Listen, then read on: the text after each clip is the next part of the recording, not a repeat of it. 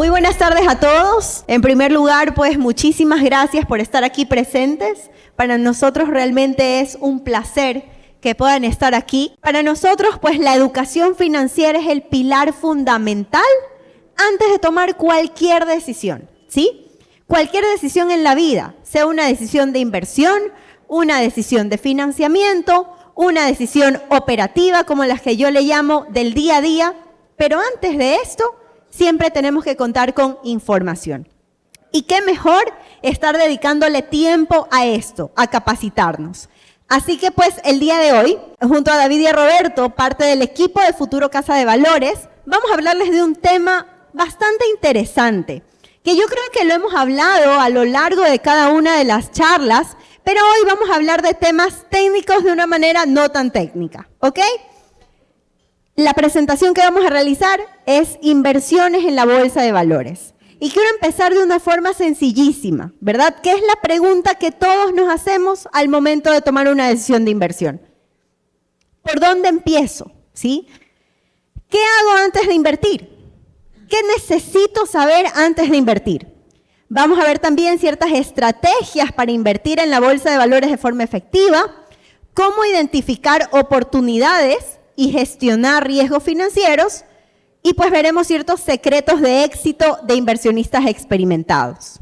El mercado de valores se encuentra pues precisamente aquí, siendo un segmento de todo el sistema financiero, que junto con los bancos y las cooperativas de ahorro y crédito permite que las personas puedan encontrar alternativas de inversión y que las empresas puedan encontrar alternativas de financiamiento. Bueno, y en primer lugar les pregunto a ustedes, ¿el ahorro es primordial? ¿Es lo primero que tenemos que pensar antes de tomar una decisión de inversión? ¿Qué dicen? ¿Sí o no? Sí y no. Para mí, antes del ahorro, lo importante va a ser tener un gasto responsable, ¿sí? Una cosa lleva a la otra.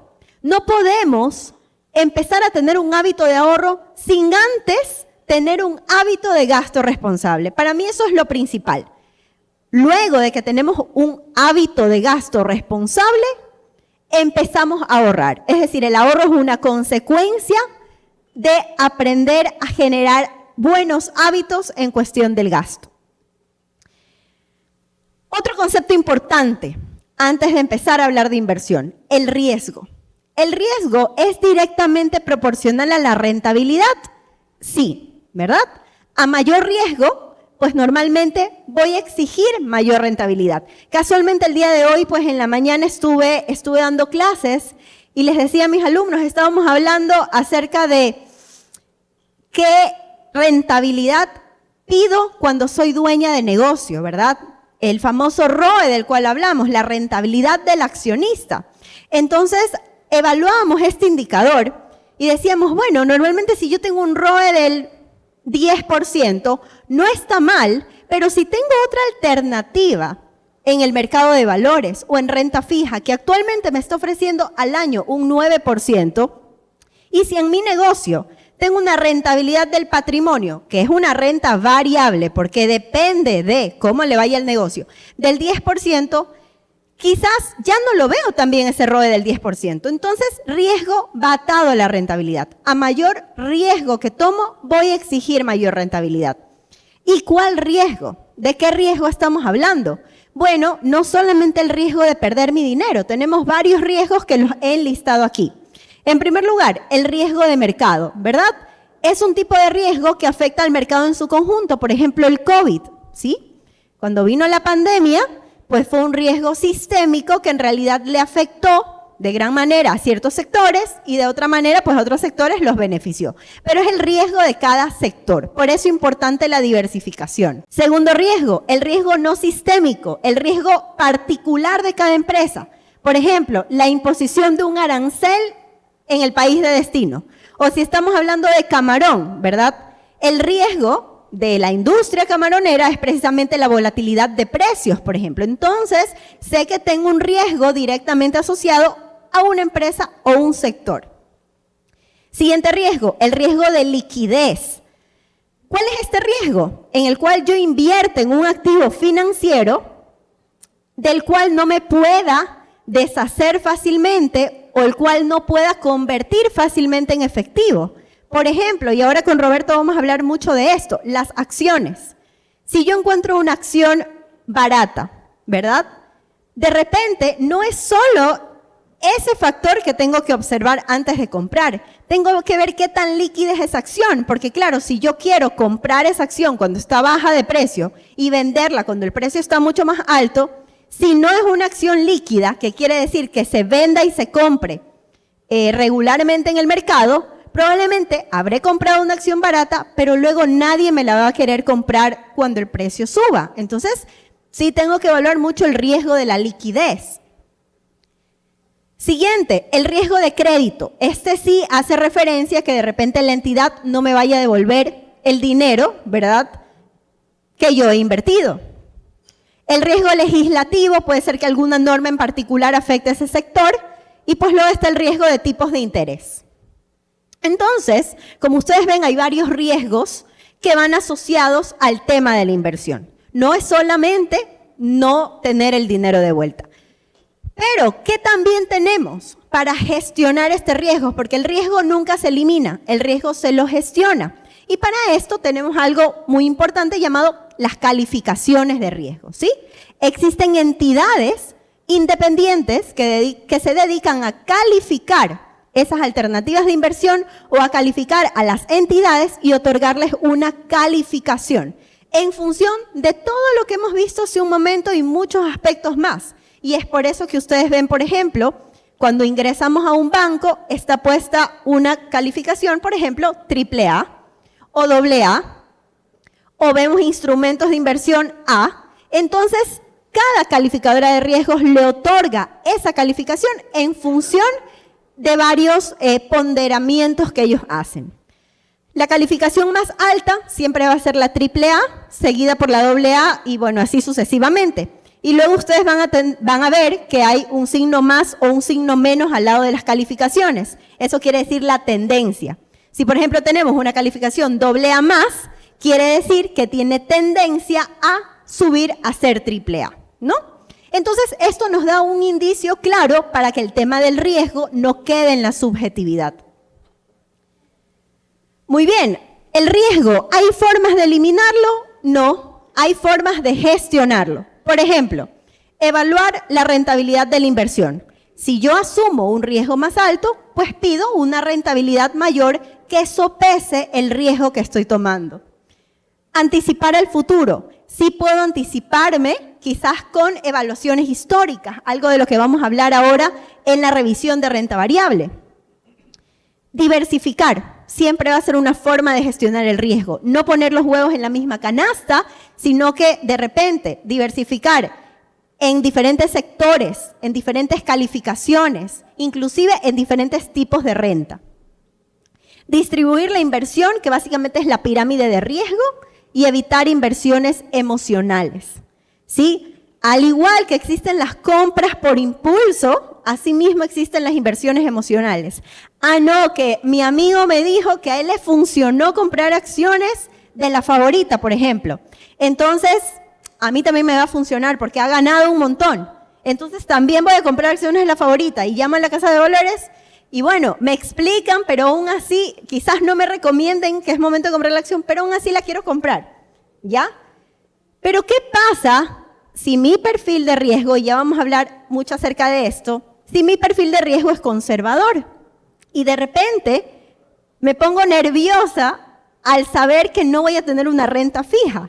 Entonces, de repente, mi perfil no da para invertir gran parte de mi patrimonio en acciones, por ejemplo. Entonces, tengo que conocerme y evitar esas inversiones emocionales. Saber que si la inversión fue buena para una persona, no es solamente cuestión de rentabilidad, es cuestión del objetivo de esa persona, del perfil de inversión de esa persona y de su aversión al riesgo, ¿no? Bueno, básicamente diversificar la inversión es esto, contar con un portafolio de inversión pues bastante diversificado entre bancos, por ejemplo, empresas, sectores, y la pirámide de inversión, pues que básicamente nos quiere decir que tenemos que invertir en varias calificaciones de riesgo. Ayer hablábamos con Rafael del tema de fondos de inversión, y eso es lo que hacen los fondos de inversión, por ejemplo. Ellos diversifican en distintos sectores y con distintas calificaciones. Ahora sí, ¿cuándo empezar a invertir? ¿Qué cantidad dedicar a ello y cómo hacerlo? La cantidad que vamos a destinar a la inversión, pues ayer hablábamos acerca de destinar un 20%, ¿verdad?, de mis ingresos. Me parece que es una buena cantidad, pero esto responde a la necesidad particular de cada uno, ¿sí? Primero, definir la etapa en la que nos encontramos. No es lo mismo invertir cuando tenemos 20, 23 años a invertir cuando ya tenemos 50 o 55 años. ¿Por qué? Porque las necesidades cambian, los objetivos cambian, inclusive el perfil cambia. Identificar la situación actual. ¿Cuánto gano? ¿Cuánta es mi capacidad de ahorro? 3, definir objetivos y cuánto dinero necesito para cumplirlos. Y 4, trazar un plan financiero a la medida de cada inversionista. Vamos a hablar un poquito del perfil de riesgo, ¿verdad? El perfil de riesgo del inversionista representa el nivel de tolerancia que el inversionista tiene ante pérdidas potenciales en una inversión, ¿sí? Básicamente, ¿qué aspectos hay que considerar aquí en el perfil de riesgo? La edad, definitivamente, del que invierte. Los ingresos, las obligaciones financieras que tenga, porque, por ejemplo, si yo soy una persona que sé que he adquirido un préstamo y lo tengo que pagar paulatinamente y he destinado algo a la inversión, pues probablemente el tipo de inversión en la cual yo vaya a invertir va a ser una renta fija. Quizás las acciones no van de la mano para este tipo de necesidad. El patrimonio, ¿con cuánto patrimonio cuento?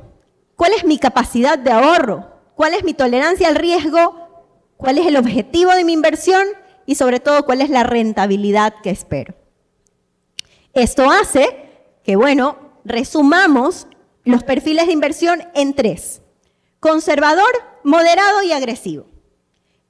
El inversionista conservador es aquel inversionista, y no sé si algunos se sientan identificados de repente, es el inversionista que busca seguridad ante todo, antes que rentabilidad. Entonces, de repente me voy por una renta fija en una entidad financiera. ¿Por qué? Porque tengo un seguro, que es el COSEDE, de repente títulos AAA, y quizás la rentabilidad responde a ese nivel alto de seguridad que tengo. Pero estoy bien y estoy cómodo con eso, y está perfecto. El inversionista moderado, en cambio, es el inversionista que sí está dispuesto a tomar cierto riesgo, de una manera controlada. Entonces, este inversionista, por ejemplo, puede ser que ya empieza a dividir su portafolio de inversión. Una parte la pondrá en renta fija, por supuesto, se animará quizás a invertir en títulos de empresas que tienen otros tipos de garantías, y ese 20% lo deja para invertir en renta variable. Y luego está el inversionista agresivo, que prima la rentabilidad sobre cualquier otro factor. Y es el inversionista, pues, que prefiere invertir, por ejemplo, en renta variable, que está perfecto. La renta variable, si realmente se hace un análisis bastante técnico y con acompañamiento de la casa de valores, pues podemos llegar a obtener buenas ganancias. Pero todo responde a mi perfil y al perfil de cada uno de ustedes. La edad, ¿por qué es importante? Por ejemplo, en la banda de 20 a 30 años, que aquí veo que nos acompañan muchas personas en esta banda, apenas estamos comenzando a trabajar. Los sueldos quizás no son tan altos, realmente no hay una preocupación sobre la vida adulta, 20, 21, 22 años, quizás estamos empezando a tener una tarjeta de crédito, quizás no la usamos responsablemente, algo que nos pasa factura en la siguiente etapa. Pero bueno, ¿qué hay que hacer en esa etapa de 20 a 30 años? Gastar responsablemente, mantener un buen historial crediticio y sobre todo evitar el endeudamiento. Esa es mi recomendación para quienes están en esta etapa. Cuando estamos ya dentro de los 30, 40 años, ya tenemos claras nuestras prioridades, por supuesto, porque de estas van a depender los compromisos económicos en el futuro. Entonces, ¿cuál es la recomendación aquí? Mantener una estabilidad financiera, comenzar a ahorrar y a invertir de manera consciente. Esta es la época donde tenemos que invertir. Invertir, por supuesto, en conocimiento, invertir en negocios, pero por sobre todas las cosas, invertir en este tipo de instrumentos financieros. Es la edad productiva, la más productiva que está. Luego, de 50 años en adelante, pues bueno, ya estamos próximos a una jubilación, ¿sí? Habremos conseguido un patrimonio interesante. ¿Qué tenemos que hacer aquí? Pues es el momento de enfocarse en invertir el dinero, ¿verdad? Quizás no un tan largo plazo, sino ya a un corto plazo. ¿Para qué? Para aprovechar una buena jubilación. Ayer Washington nos hablaba mucho acerca de cómo me quiero jubilar. Y es que, claro, en esta época de 30 a 50 años tengo que aprovechar para generar más recursos y hacer que esos recursos generen ingresos pasivos. Así que muy importante tenerlo en cuenta. Y pues bueno, ¿qué opciones de inversión tengo? Las personas tienen opciones de inversión en el sistema financiero, ya sea bancos y cooperativas, o en el mercado de valores, ya sea en fondos de inversión o a través de una casa de valores. Consejos para una inversión exitosa. Primero, analizar el mercado. Segundo, ser cauteloso, evitar estas inversiones emocionales. Conocer el perfil de inversión, identificar los riesgos y buscar la asesoría adecuada. Esos son los 5 consejos que yo les puedo dar para una inversión exitosa y pues de aquí en adelante capacitarnos para conocer, ahora sí, que ya sabemos todo el preámbulo para estar listos para invertir. Ahora sí le quiero dar paso a David y a Roberto, quienes nos van a contar qué alternativas hay en la renta fija y qué alternativas hay en la renta variable, ya de una manera bastante práctica, ya que conocemos cuál es nuestro perfil. Seguramente muchos de ustedes ya con esta explicación están diciendo, bueno, de repente yo soy conservador, soy un poco más agresivo, soy moderado, estoy en la etapa de 20 a 30, de 30 a 50, de 50 en adelante. De repente voy delineando ya cuál es el riesgo que estoy dispuesto a tomar. Ahora sí, David y Roberto, adelante por favor, coméntenos qué alternativas de renta fija y qué alternativas de renta variable tenemos. De mi parte, muchísimas gracias. Muchas gracias, Alejandra. Bueno, una pregunta. ¿Quién invierte aquí en mercado de valores? Alce la mano. Perfecto. Tenemos pocos, pero ahora van a cambiar ese pensamiento y desde el lunes comenzamos a invertir. Bueno, dando un preámbulo muy extenso y muy bueno, ¿qué es el mercado de valores? Existen 2 tipos de inversión. Los tipos de inversión que se negocian en el mercado de valores se dividen en 2, tanto renta fija como renta variable. ¿Qué son los títulos de renta fija? Los títulos de renta fija son los títulos que se negocian con la finalidad de que el inversionista pueda conocer tanto su ganancia y saber en qué fecha lo puede obtener. Ahí es donde compromete el tipo de títulos donde los emisores pagan los intereses, las ganancias y devuelven el principal capital en una fecha preestablecida. En los instrumentos de inversión en la renta fija existen varios como factura a corto plazo, papel comercial a corto plazo, los bonos a largo plazo que son emitidos por el Ministerio de Finanzas y las titularizaciones a largo plazo. Esto se puede hacer un portafolio de inversiones, lo que ayuda también de que ese corto plazo se convierta en mediano plazo y así el portafolio de inversiones llegue a ser un largo plazo. ¿Qué es lo que brinda las inversiones? Las inversiones tienen que brindar, primero, seguridad en lo que yo estoy invirtiendo para tener una mejor ganancia, una mejor rentabilidad y tener un impacto social. ¿Qué te hace cuando tú inviertes? Darte un prestigio de decir, soy inversionista. Al momento de que yo digo, soy inversionista, me abren puertas tanto yo tener diversificado estos títulos de renta fija para poder tener manejable mi rentabilidad a largo plazo. La diversificación que tenemos en el mercado de valores, como ustedes pueden observar, tenemos tanto el sector financiero, el sector industrial, el sector comercial, el sector inmobiliario y el sector en tecnología. Hay empresas que también dicen, yo quiero buscar financiamiento y trato de vender mis títulos en el mercado de valores para que genere una mejor rentabilidad. Entonces, bueno, Como pueden ver, en uno de los sectores está el sector financiero. Podemos observar que existen las cooperativas y los bancos que pueden dar hasta un año hasta el 10% y en las cooperativas hasta un 9,50%. Como decía Alejandra, lo bueno de esto es que ustedes pueden ver sus indicadores y cómo nosotros podemos medir el riesgo es con la calificación de riesgo y los indicadores de morosidad, en este caso que son el sector financiero.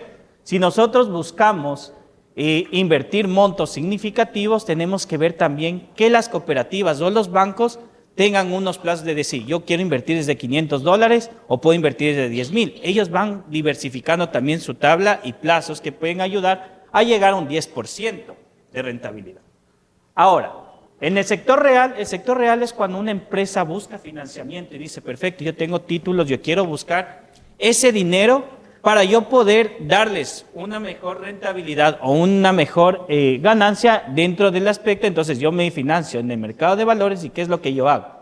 Yo recibo tu dinero como emisor y el emisor comienza a trabajar con ese dinero. Al final del vencimiento lo que hace es generar esta ganancia. En este caso, bueno, como pueden observar, Monsinvest da obligaciones. ¿Y por qué pongo dos Monsinvest? Que las obligaciones a veces nosotros posicionamos o colocamos para que puedan emitir estos títulos, pero también se puede vender como obligación expedida por plazos menores a un año.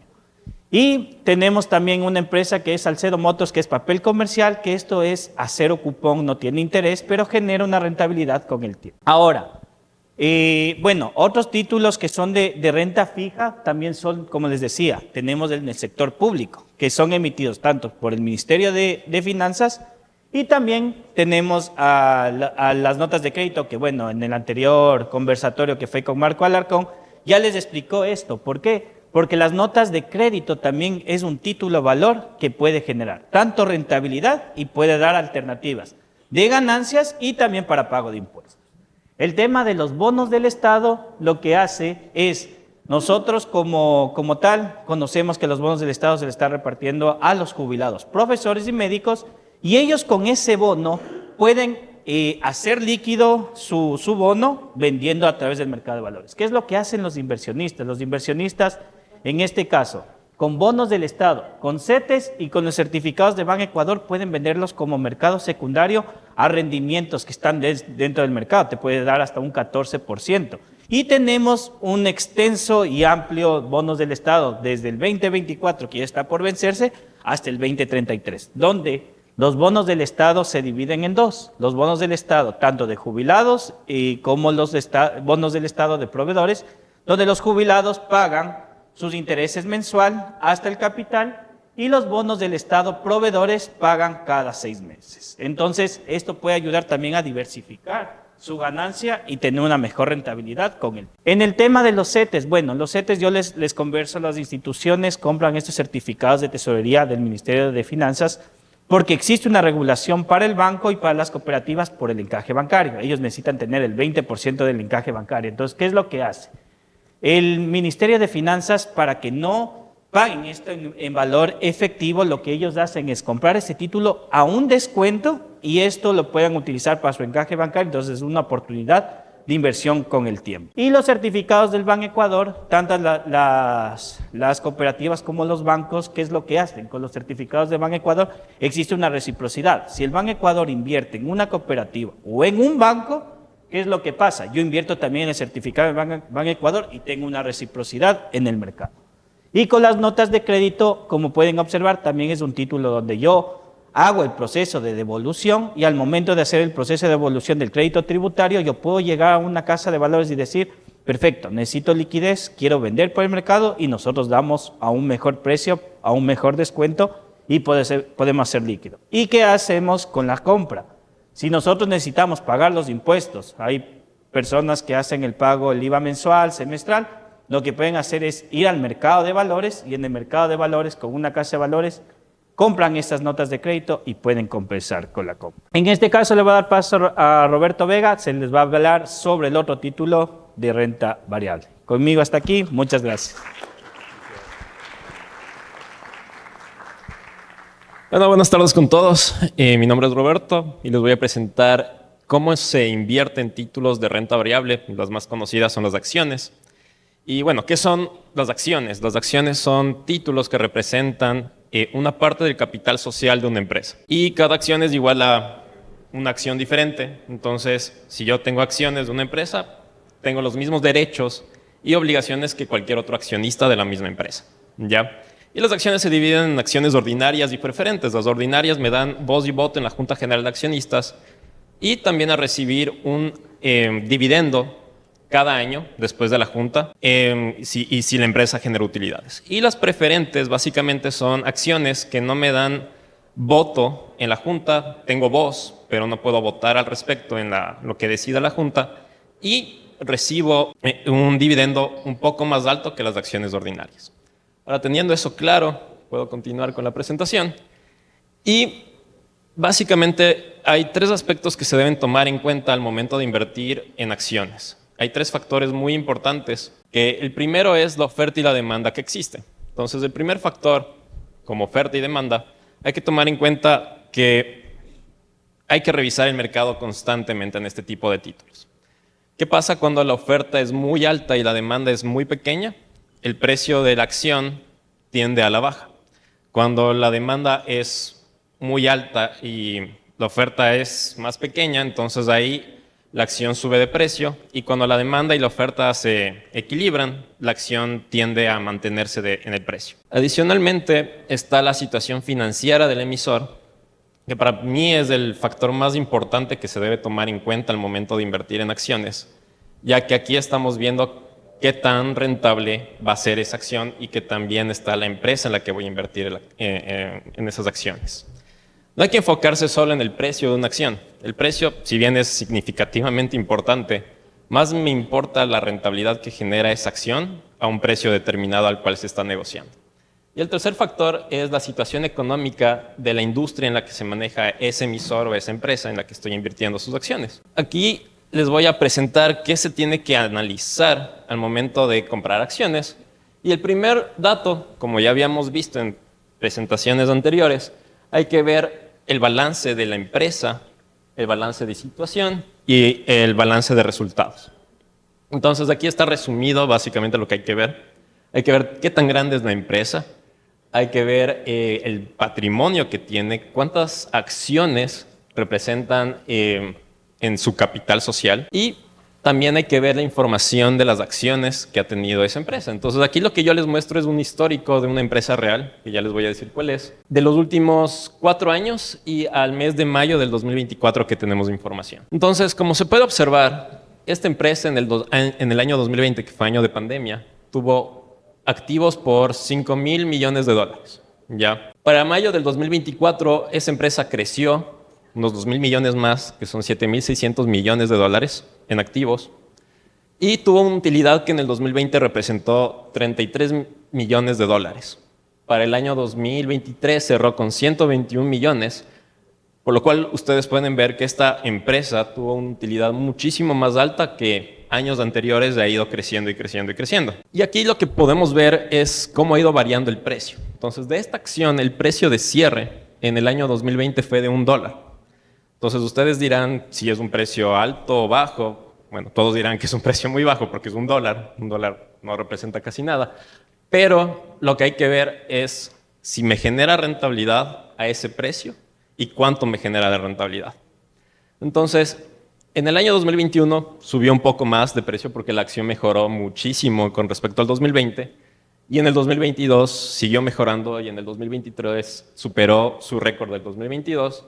Y para mayo del 2024 esta empresa ya generó $42 millones, y yo estimo que para el cierre de este año genera una utilidad inferior a lo que hizo en el 2023. Hay 2 indicadores muy importantes, que es la rentabilidad y el PER. El PER es el Price Earnings Ratio, que es básicamente la rentabilidad que genera el precio de esa acción.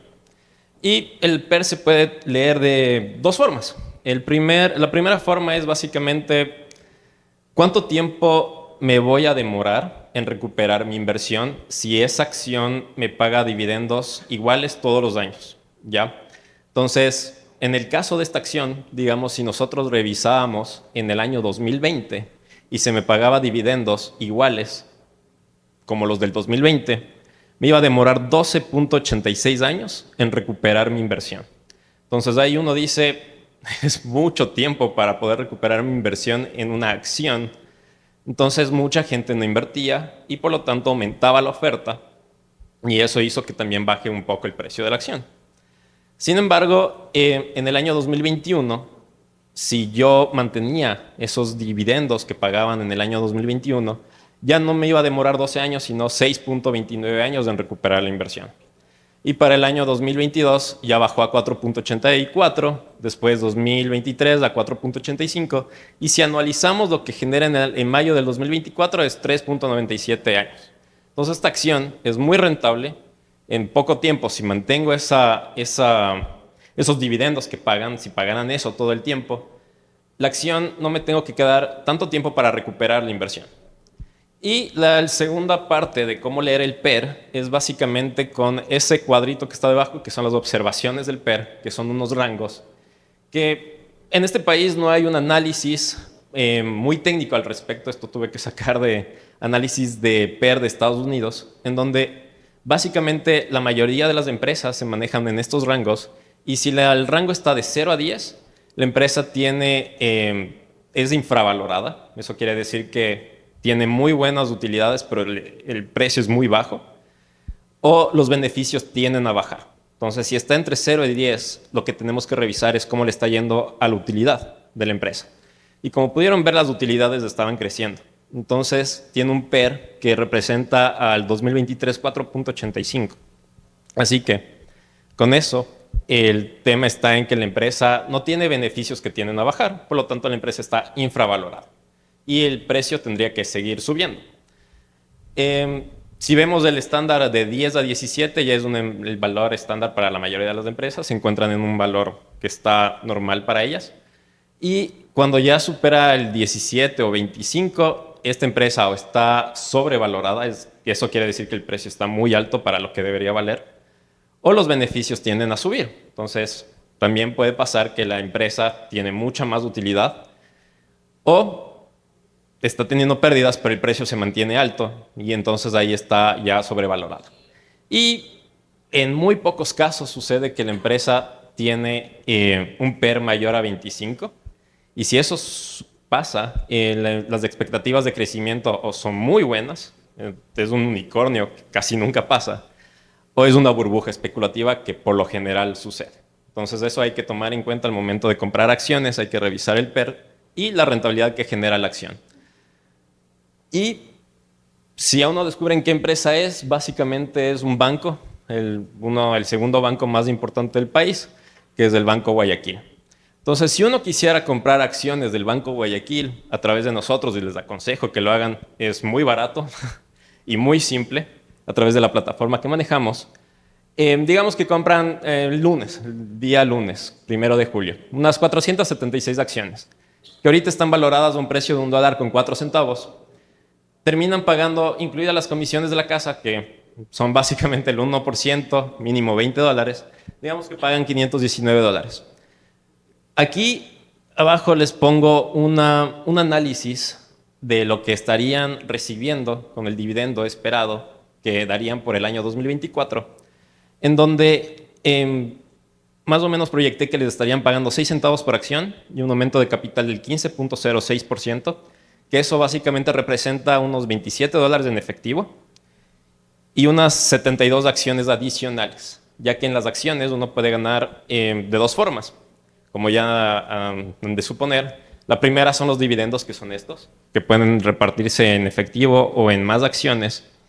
Y la segunda forma es con el precio, que puede ser un precio, digamos, compré $1 y con el tiempo el precio subió a $1.20 o $1.50, pero también hay que tomar en cuenta que si sube el precio también puede bajar. Entonces, por este tipo de inversiones no es recomendable para perfiles conservadores, sino para perfiles moderados o arriesgados y sobre todo que entiendan en lo que se están metiendo y consulten con su asesor financiero.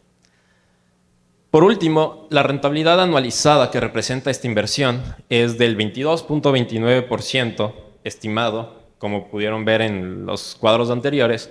Llegó a tener un 20%, un 19% de rentabilidad anual las acciones del Banco Guayaquil, entonces mucho más rentable es comprar las acciones de Banco Guayaquil que dejar en una póliza del Banco Guayaquil a un año. Pero obviamente lo que también les decimos es que diversifiquen, no se concentren todo en una sola cosa, porque como pudieron ver en la pandemia, la acción bajó full y la rentabilidad fue del 7% anual. Entonces, son años que pueden pasar, no sabemos cuándo. Lo importante es siempre diversificar para poder reducir ese riesgo. Y por último, aquí les presento un cuadro comparativo de los últimos 5 años de 15 empresas que cotizan acciones en el mercado de valores y sus rentabilidades anuales de acuerdo a cada año que hice el análisis. Como pueden ver, el último año, que fue el año 2023, la empresa más rentable de todas por dividendos que pagaron a sus accionistas fue el Banco Pichincha, que generó un 28.30%. Seguido del Banco Guayaquil, que es del 20.97 para el año 2023. Beverage Brand Patents Company con un 16.44%. Banco Bolivariano con el 16.03% y la Bolsa de Valores de Quito con un 12.96%. Sí, es correcto, la Bolsa de Valores cotiza en mercado de valores. Pueden comprar acciones de la Bolsa de Quito, igual que la Bolsa de Valores de Guayaquil. Son muy buenas empresas, dan muy buenos dividendos y hay diversidad de empresas que tienen acciones en el mercado de valores. Lo que yo siempre recomiendo, como les dije al principio, diversifiquen. Pueden diversificar en todas estas empresas. Y hay varios títulos en los que pueden diversificar. Uno de ellos son las acciones. Listo. Muchas gracias a todos.